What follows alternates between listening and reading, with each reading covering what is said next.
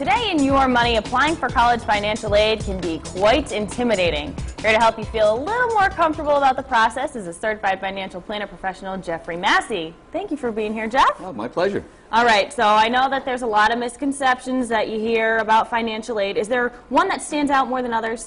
Well, the biggest one that I hear is that some families think that they just make too much money. Now, realistically, even if a family makes a total income of $150,000, they can still apply and qualify for certain types of financial aid. So never assume that you won't qualify.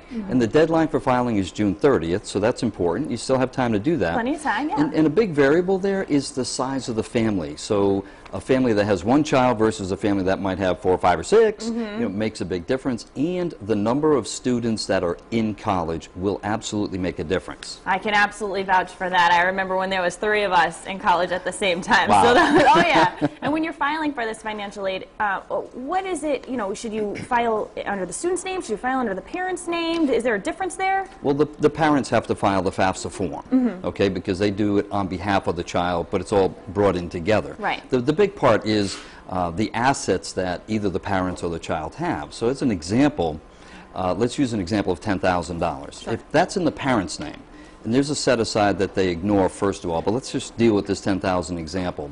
5.64% of that has to go into the EFC, the expected family contribution.